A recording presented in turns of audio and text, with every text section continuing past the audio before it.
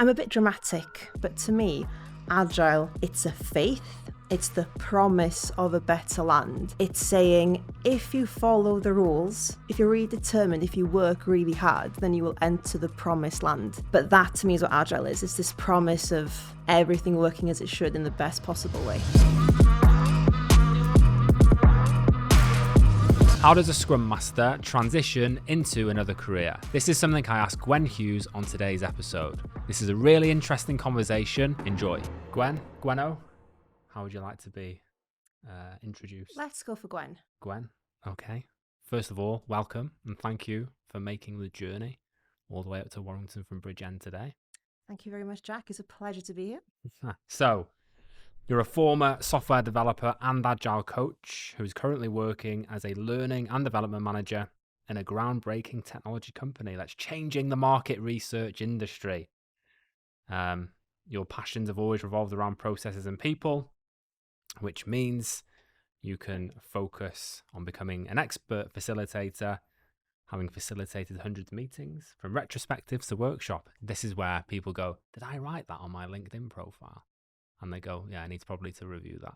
So, yeah, and you've recently taken up surfing. Is that still going? It is still going. I've joined the gym last week to really work on my core and upper body strength. Fair enough. So, first and foremost, we met in Agile Scotland. You hooked me and my friend in, who I was doing a talk with, into your talk, which was about team health and happiness. Now, when I was sat there, you probably heard my eyes roll because you started talking about a certain method. And I thought, oh, bloody hell, she's just going to copy and paste something else. You lulled me into that security and then you turned it upside down and delivered a great talk. So I just wanted to congratulate you on that. You turned it upside down and that was probably the talk of the conference for me, because you took something and made it original, which I think should be commended. Thank you very much, Jack, and I will pay you later for that commendation. And I also noticed, I'm from North Wales as well, but you're from proper North Wales. So I noticed the accent straight away. So if you could tell us a bit about how you got to the point of sitting here today to start with. Yes. How far back do you want me to go? Do you want to... Just like the origin story, the play. Origin story. I doubt Marvel's going to pick it up anytime soon. So when I left school, I had dreams of being a TV presenter. I think that's what the kids used to want to be before TikTok, and being an influencer was a thing. And I pursued a career in that industry. Didn't go well, obviously. And I decided that I wanted to pursue computer science as a degree in university. I've been dabbling a lot in HTML, CSS at that point, and I was really enjoying making my MySpace profile look pretty, and I'm probably aging myself, bringing MySpace into the conversation. I went and I studied computer science for 3 years, and it wasn't anything like changing MySpace profiles. It was a bit of a shock to the system, but I enjoyed it. So I pursued a career as a software engineer for, I think it was 3 or 4 years, before moving on to being a Scrum Master. I always say that the reason I did that change was because I missed working with people. And I did enjoy the process and the frameworks that Scrum offered. It's something that I've always enjoyed, working to a set of rules and optimizing yourself. I'm a very organized person. It spoke to me. So I was a Scrum Master, then I did the Scrum Master Agile Coach move, and then 12 months ago, I became Learning and Development Manager.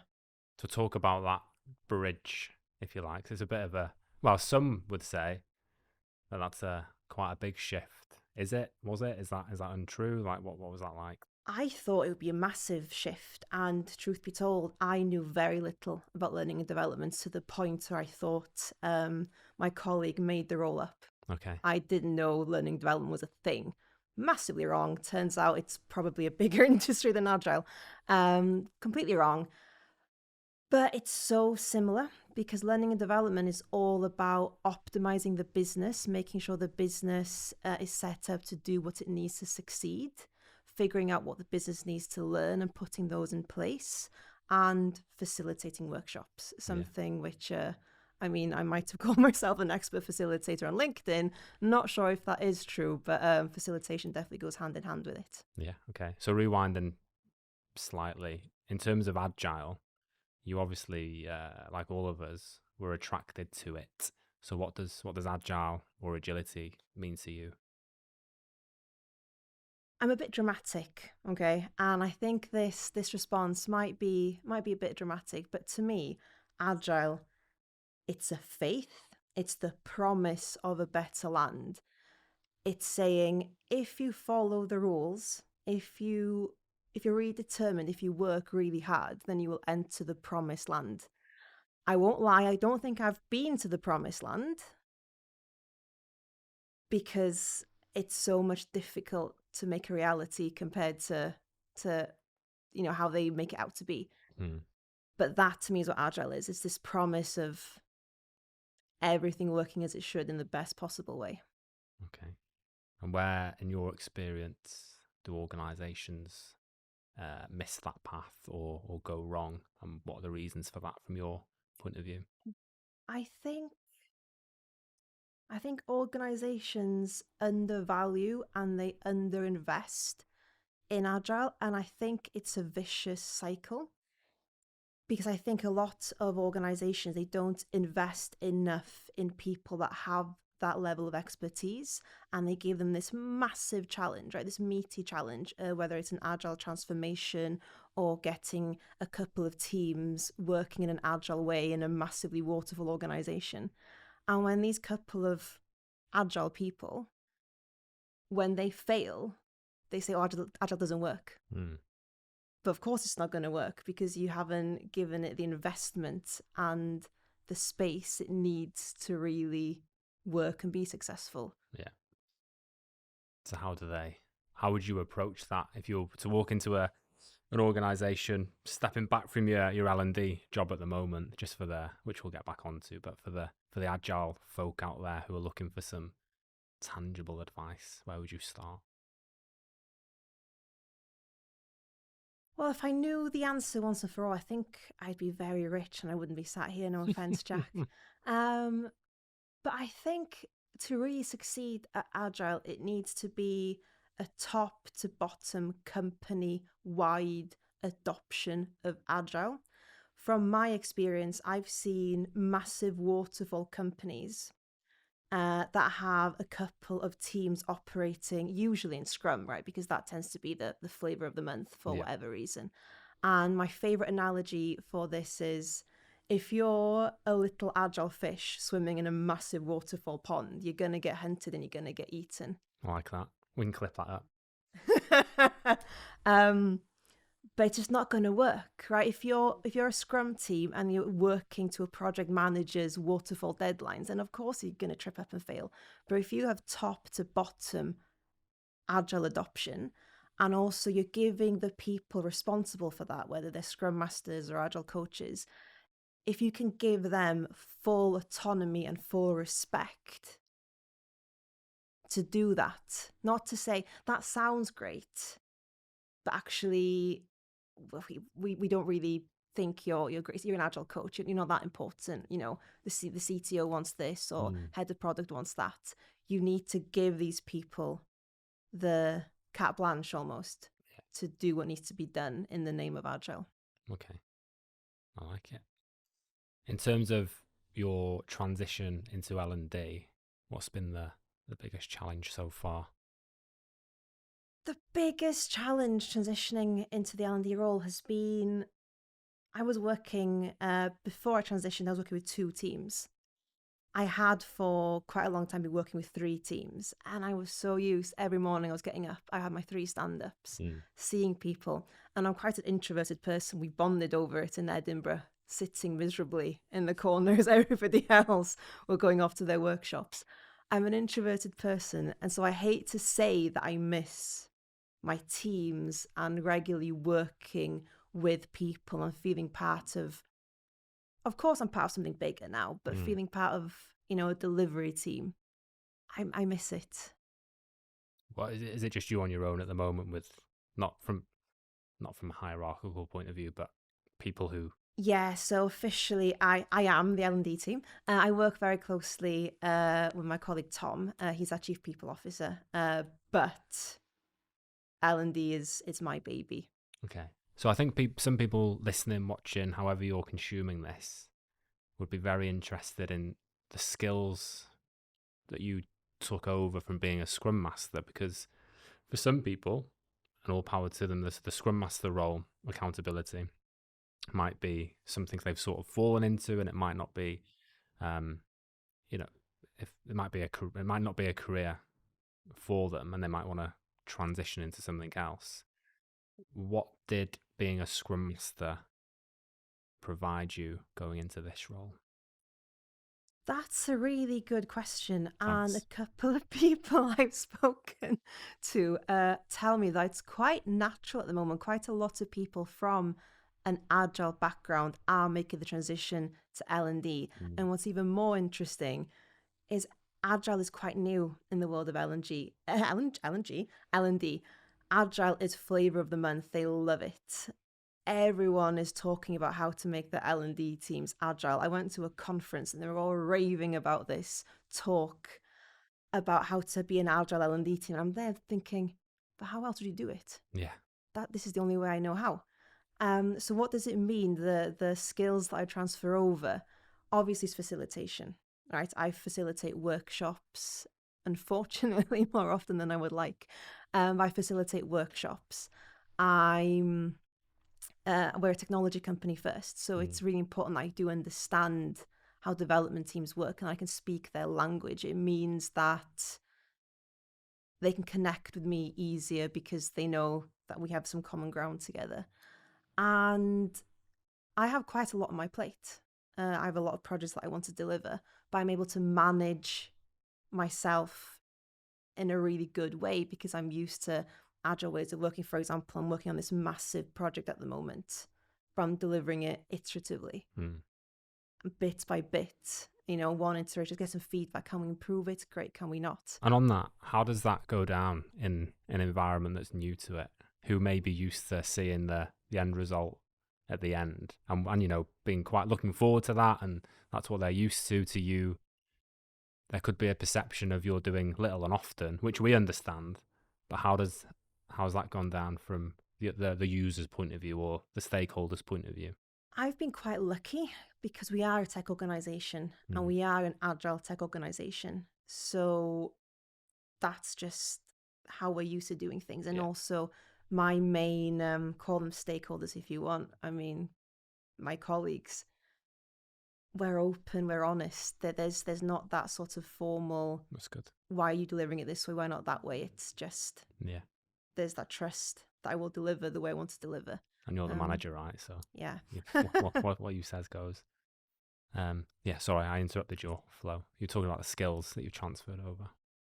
Yeah, so facilitation, I think just general project management in an agile way. I mentioned the understanding of technology and how that fits into the bigger picture. I think also, as a Scrum Master, I'm a big believer that you need to have some sort of people skills, right? Some sort of emotional intelligence going on to understand people, to read people. And I think that plays in well when you're engaging with people, when you are facilitating workshops. Maybe they haven't met you in person, but you know how to easily get them on side and get them to open up. Probably just what you'd expect to transfer over, I guess. Yeah, okay. So you mentioned you currently work in a tech company, former or, used to practice software development. You might still do it in your spare time. When I asked about specific topics that you wanted to get into a couple of weeks ago, and I hope you don't mind me reading some of the things you said, but it'll open up the further conversation. We spoke about, you mentioned being a woman in tech, potentially being a bit bored of the subject and being a token woman when it comes to speaking on the subject. You might have some slightly controversial views, and not sure. I don't think this one's valid because you said not sure I still qualify as one with a valid opinion, but you still work in a tech company. So as a bloke sitting here approaching this subject, although I've done it on the previous series, just being vulnerable, I suppose, is still quite tricky because what do I know as a white approaching middle-aged bloke? So, how do we open that box of frogs? Well, I just think it's interesting, and it's interesting hearing your own words being thrown back at you, because that sounded very different in my own head as I was typing it out. And yeah, I say I'm bored with it because I think I started my career off in 2014, so we're approaching the 10-year mark. And I'm just quite used to being the token woman. I have a very good friend. He would refer to me as the token woman in the room on more than one occasion. And I have a good sense of humor, so I do find it very funny. So, sorry, again, this is a free-flowing conversation. That word would be triggering to many people, I imagine. Yeah. Whether that be women, neurodivergent people, ginger people, Are you comfortable with that word? And it sounds like you are, but I just want to clarify for me, I'm very placid. Mm. Very few things get my goat, and if it's delivered with humor to me, I don't mind. Okay. If there's someone in my company that might take offense, then I'm gonna let them state that, and I'm not gonna allow it to fly. But for me personally, I think it's a truth. Okay. And the amount of times that I've been asked, can you do a bit for us about being a woman in tech? Can you stand up and give us a 50-minute talk about how you became a woman in tech? Oh, shit. Better delete that question. But yeah, it's a bit exhausting after a while. You just want to be a person in tech, an engineer in tech, a Scrum Master in tech. You don't want to be the female engineer in tech. Yeah, okay. And it's just, it's just... So what would be a better way to approach it, do you think? So I think it's a double-edged sword, right? Because you need to tackle it and you need to call it out in order to change the tide. But then you almost need to stop putting all the pressure on the women in tech that you do have to make that change. It can be my responsibility to be the token woman in tech and to also have to work to change the narrative whilst also trying to succeed at the job that I wanted. Yeah. And yeah, I forgot your question, Jack. I'm sorry. Just say, how do we go about it? Like, how can I'm not going to say we. How can one help? Whether it be male, female, whatever one identifies as. Because it's a difficult conversation, right? And I sit here from a place of I'm not going to be able to understand it. It's never impacted me in terms of, because I'm not that person, right? But I feel it is important, and even trying to get diversity of conversation on things like this, I've found men are more enthusiastic to come and have a conversation. And that might be because of my tone or the sort of not audience. That makes me sound like a knobhead, but you know what I mean. That the tone of my LinkedIn or whatever might go towards a certain demographic, but I don't want that. But I've just found blokes a lot easier to engage with, to invite on stuff like this. And I think it's important to give everyone a voice. But if they say no, I end up with 4 blokes on here. So yeah, what's next, I suppose? What's next in getting more women into tech? Women, and just more diversity of thought and more diversity in general, I suppose, from your point of view anyway. So what I've seen from my experience is companies trying to target women that already, they've finished school, they finished university, they have one career, and they're trying to entice them away from that career into tech with various schemes. And I don't think that's enough, because that's almost putting a plaster over the problem and not fixing the cause. Yeah. So fixing the effect, not the cause even. because you need to do more in schools. I wish I'd swatted up my statistics before coming here, but there's statistics that says the amount of young girls in school that stop studying STEM subjects after, I think, GCSE is the cliff point, drop significantly. And I think these companies need to stop trying to make a massive change between this year and next year and start thinking about 10 years' time. So in 2033, how much females do we want in the workforce in tech? And what can we do now? So can we go into schools? Can we put bursaries in place? Can we put scholarships in place? What do teachers need to help them support young girls to continue pursuing STEM subjects? And a lot of what I've seen, and I'm a grand example of this, so call me hypocritical if you want. I enjoy being hypocritical from time to time.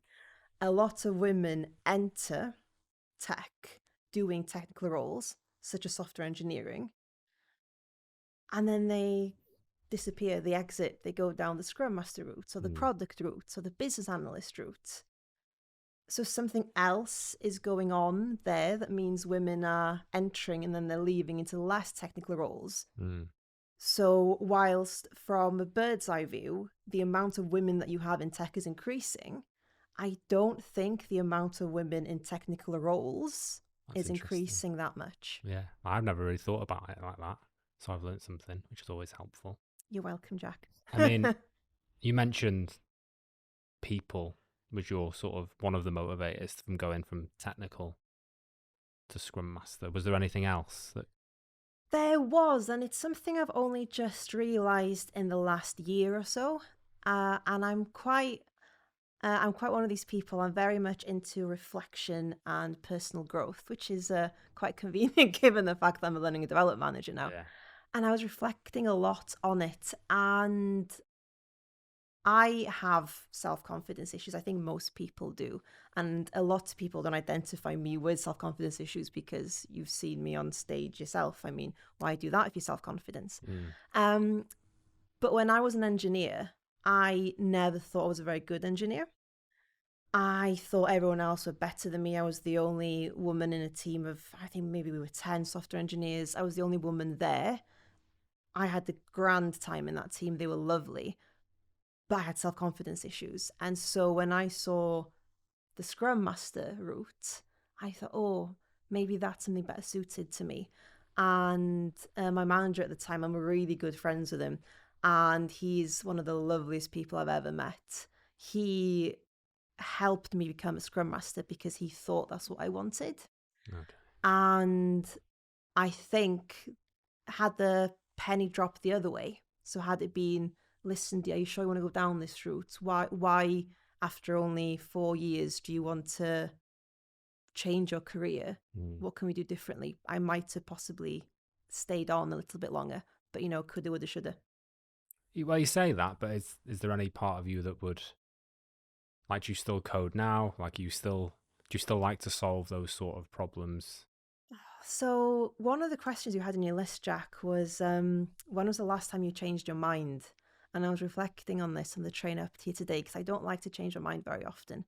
But I think one thing I have changed my mind about in the last 12 months is the possibility of going back into a software engineering role because I miss it.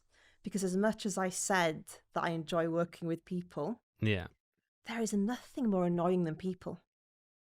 You will sit and you can look at a line of code for a week and it won't do what you want it to do. But it's a lot less annoying than a person that's not doing what you want it to do. So yeah, I think I would like to go down that path again, but unfortunately, I have a lot of brushing up to do because that is an industry that is moving so fast. Yeah, but I think it screams. I don't know if you've read or seen the book, The Squiggly Career. I haven't read it, but I've heard about it about 3 times just this week. Well, yeah, it screams of that, and I think that's really powerful for anyone. Just like you've started on one thing, you've shifted to something else, and that's all right. But you're still potentially keeping the door open to go back. And I think that traditional climbing the slippery pole, I think that is slowly becoming. Well, it's changing, definitely. Yeah, and maybe I can be the token woman on a software engineering team again one day. Who knows? Might get cancelled now after saying that.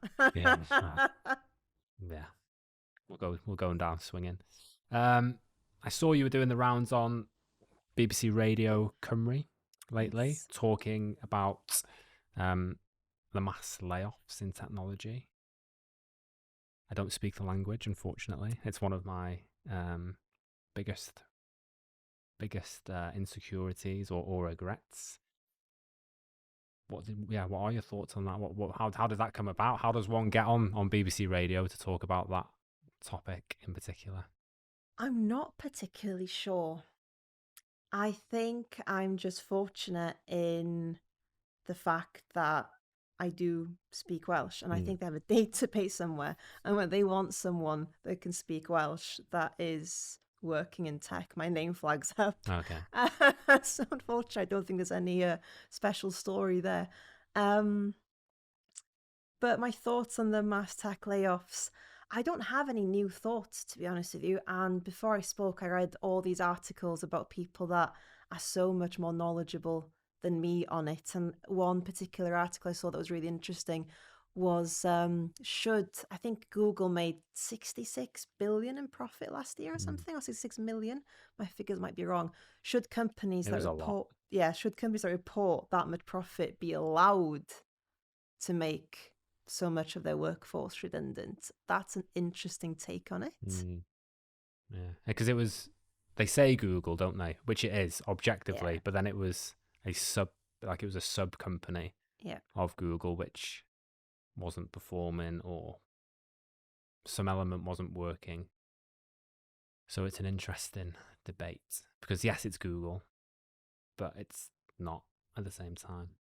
Yeah, it's all interesting. And one thing I discovered at the last once in a lifetime recession that we had in 2008, 65,000 people were made redundant in 2008 and 2009.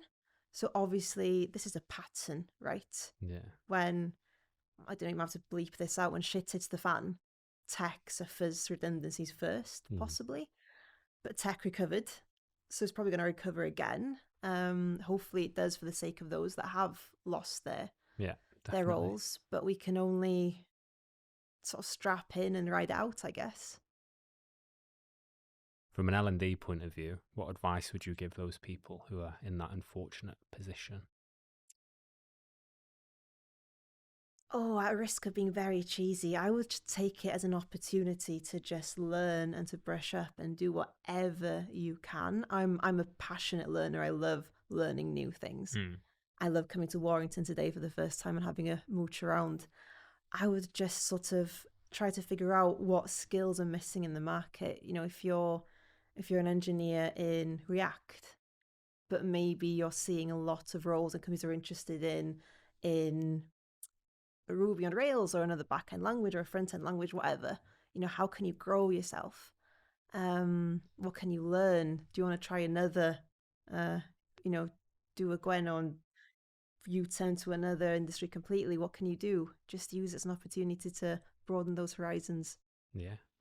So, touched on Agile, touched on L&D. Consider those two bubbles, if you like. What do you think would help people outside of those? What should people be focusing on, listening to? What content do you consume to further yourself outside of those two things? So it can be as outlandish TV series, comedy, comedians. Like who do you consume that helps you better yourself? So this is not quite as outlandish as maybe what you were hoping for, but one thing I'm really into at the moment, and I touched upon it earlier, it's emotional intelligence. I've gotten into emotional intelligence this time last year, and it's so interesting. What triggered that interest, if you don't mind sharing? It was a leadership boot camp that I'm delivering for the organization, and we were discussing it, and we figured that emotional intelligence is the crux of being a good leader. But it's more than the crux of being a good leader, it's the crux of being a good employee, a good teammate. Yeah.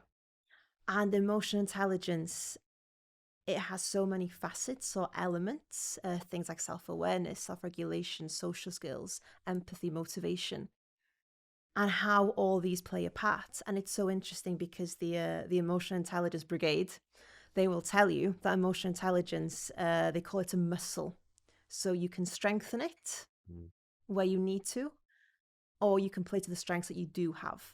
So it's not about saying you have emotional intelligence, so you don't have emotional intelligence. It's about saying, you have this level, but you could improve if you wanted to. And how would you go about improving? Well, firstly, before you improve, you need to understand where you are, right? And me personally, I've invested heavily in an EQ assessment tool. I don't think you necessarily have to do that. I think you can read up about it and you can take a long, hard look at yourself and see. No one wants to do that. You can see how you measure up against them. You can ask your colleagues what they think. Most of the time, when people have these assessments, you're just telling them what they already know about themselves, but they haven't thought about it much before. And then once you know where your EQ's at, you can figure out strategies to improve it. And when you think about it, whether you're a leader, an engineer, a Scrum Master, an Agile coach, you'll need to do things such as deliver feedback. What do you need to deliver feedback? You need really good social skills and you need empathy if you're delivering tough feedback.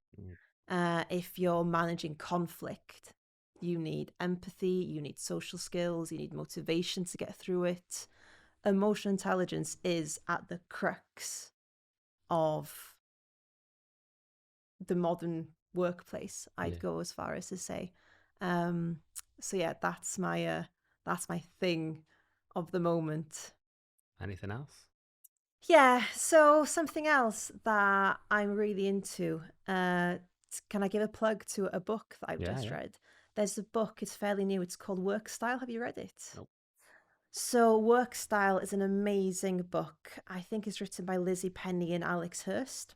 And it criticizes flexible working for not being flexible. Because flexible working is sort of, you have to work 40 hours a week. You can start an hour earlier, finish an hour earlier, but you have to work 40 hours a week within these guardrails. Yeah. The idea behind work style is that you should be able to work in whatever way you want, and your value shouldn't be measured by the hours spent, but by your outputs. Okay. So if I work best at 3 a.m. on a Saturday morning, leave me to it. Let me work at 3 a.m. Saturday morning. I wonder how that would work, putting your Scrum Master or our Scrum Master hats on. I wonder, I'm not saying it's wrong, and I'll definitely put that on my Amazon book wish list. But from a purely, I'm not talking about Agile or agility now. I'm talking about Scrum, the framework specifically. That's an interesting debate, I suppose. It's really interesting. And in the book, they cover a lot of examples. And a lot of the examples they have are freelancers. Yeah. That work, from what I understand, fairly independently. Like copywriters, video editors, photographers. And we also have this come up in my organisation because we are flexible to these things. But there are things that are stand-up, daily stand-up, right? Yeah. How do you deal with that if you're telling people you can work whenever you like? Yeah, how can you have that consistency, but then say, actually, if you want to go to Mallorca and dial in 3 a.m, I'm not saying it's wrong, and I don't think anyone is. It's just a challenge. You have to be realistic. That is a challenge in the corporate environment. I think it's probably an easier challenge than you think it is. I think it's about devolving power to the team and allowing said like a true Welsh person. I know. Mark Drakeford is somewhere sort of smiling to himself. You need to devolve the powers to the team to create team level agreements. How do the team want to work? And the team should be taking into account what the individual team members want, but also what the team needs to achieve. And if the team needs daily standards to achieve whatever goals they're working on, how can they have a daily stand-up at a time or at a place that does suit everyone within those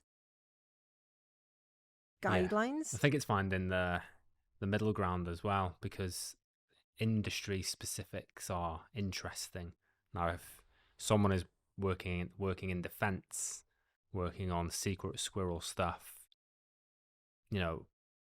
although the technology might be there, the level of risk appetite might not be there. So some people will have to be in the office to work on specific things. So that's not to say, I suppose, not taking some of the ideas about flexible working, but also, okay, in our context at the moment, that is going to be difficult, and that's okay. But we're going to try. I think it's the trying that's important. Yeah, and I think you've got a really good point there. I think there are some organisations like the defence industry, which, by the way, I know nothing about and scares the living daylights out of me. Hopefully nobody's going to come after me after this now. But there are some things like the defence industry that cannot be changed. They are immovable, right? But there are other organisations that can be completely flexible, but choose to impose these arbitrary limits on their workforce. They act like they're doing secret squirrel stuff when in fact, exactly, you're an application that. Yeah, they say you have to be in the office a minimum 2 days a week for no particular reason. And I think if we have a world where only industries that need that physical workspace and those constraints have those constraints, and people can choose, actually, I want to work within those constraints, or it's worth the sacrifice for me to do that, great. But I don't have to. I don't want to, so I can choose from these other 9 great companies that are flexible, and I can work from my private island off the coast of Anglesey for this company based in Honolulu. Yeah, it's an interesting one, and I think companies have a responsibility, especially post COVID. Again, an overused term at the moment, but to say this is what we're about. And yes, we probably went a bit too far one way in the flexible working during COVID, but actually our products and services need X, Y, and Z, and this is what we need from you. And if we're honest about it, people then have the choice to sort of commit or not, really. And that's going to be a hard decision, because I am as guilty as anyone. I do not like traveling anymore. Don't like it. I remember a LinkedIn post about working from your slippers. Yeah, don't like it. I like my V-shaped pillow. Don't like sleeping in hotels, and I like my home comforts. But if that's what the client wants, then that's up to me to sort of decide whether that's something I want to pursue or not. I think it's interesting though, and it actually fits in quite nicely to the woman in tech point, and what the companies need to do to improve diversity of thought and get people with neurodiversity or women or different age people into the workforce. If you have, and they talk about this a lot in the book Work Style, if you have that flexibility, then look at the doors you're opening up. Yeah. If you're telling women with children that they have the utmost freedom to work whenever they want, they can take the morning off and the evening off to look after their kids and take them to school and what have you, then look how much easier it's going to be to get more women into the workplace. Yeah. Interesting. I'm going to change the world. I know you've been revising this question. I give you £5. You're going into Poundland. What are you coming out with and why? I have researched this question. I know, that's why I didn't want to miss it out. That was one of the most important questions on the list. £5, that's quite a sum in Poundland. I'm going to start off with the chocolate and biscuit aisle. Yeah. Probably a pack of Kit Kats. Kit Kats? Why Kit Can't Kats? go wrong with some Kit Kats. Okay, yeah. And then I'm a sucker for cleaning stuff. Okay. And I'm a sucker for cleaning stuff at a good price. So I'm thinking bleach, fairy liquid, some sprays, depending on what my cabinet needs at that point in time. Yeah. And also, say I've got £2-3 left, depending how much biscuits and cleaning products I've bought. Some storage. Nothing, Jack, makes me happier than storage and putting things into storage. So some sort of box, whether it's wicker, whether it's plastic, whether it's cardboard, give me some storage. So you're going to have a storage box with Kit Kats and cleaning gear? well, assuming is there some sort of divider there, Oh, Jack, yeah, because okay, it's yeah. a health and safety issue. You're going to Kosh- put them in Kosh there has it. together. Yeah, fair enough. No arguments from me. I like that. Can get on board with that. Don't think there'll be any change, but there we are. What's next? What's next for Gwenno?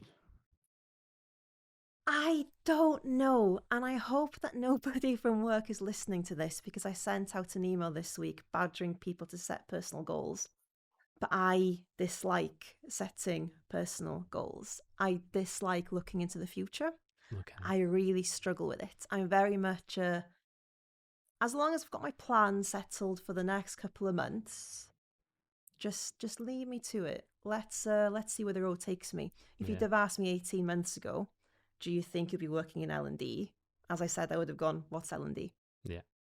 So I don't know what's next. You got any talks coming up? It's almost as if you don't remember me mentioning it earlier, Jack, for continuity's sake. Yes, so I'm going to be in Lean Agile Manchester in May, talking about supercharging your retrospectives. Supercharging retrospect. Have you got a teaser for that, or is that it? That I have got more. So one of the last things I was really passionate about before I left the world of Agile and Scrum was data and gathering data, cycle times, lead times, throughput, all these things, work in progress. I was obsessed by them, and how you could prove hypothesis. So, every now and again, a product owner might say, oh, we've been really slow these last couple of months. I can't believe how slow we've been delivering.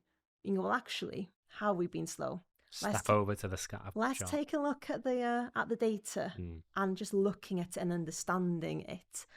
And what I found to be even more interesting was if you retrospectives from, just give my whole talk away now. What I'm finding really interesting is retrospectives tend to be what do you think's gone well, what do you think hasn't gone well, what do you think we could do differently. Very few start retrospective with, okay, so this sprint on average, it took us 2 days longer to complete stories than it did the previous sprint. Yeah. Why was that? Were there any outliers? That outlier, okay, so Jack, you were working on that outlier. Why did it take you so long? Oh, well, actually, it was because the UX team wouldn't getting back to me on time with questions. Okay, so how can we avoid doing that again in the future? Based on fact. Exactly. It's just so powerful. And I just think it's just really exciting to have data. Yeah. So if you go into Lean Agile Manchester in May, come and say hi, but not all at once, because I secretly do hate people. Fair enough. Based on that, again, don't have to answer this, don't have to open yourself up to it, but if people would like to reach out, where is the best place? In what? What's the best way to approach the people hating person? I'm on the people team. I shouldn't be Gwen. saying that. I'm perfectly happy for people to reach out. A lot of, I think the Lean Agile conferences use Twitter a lot. I use Twitter to complain to companies. Okay. So don't look at my Twitter and take that as a very accurate read of me as a person. I do snoop on LinkedIn. I'm not particularly active unless I'm trying to promote something. But yeah, I'm always happy to have a chat if anybody wants to slide into my DMs. Well, I'll put your LinkedIn profile in the description, and I'm sure you'll have tenths of people reaching out who watch this. I'm secretly excited, nervously excited. Thanks for listening to this month's episode. If you enjoyed the conversation, please let us know in the comments, and also tell your mates, like and subscribe. And I'll see you next time.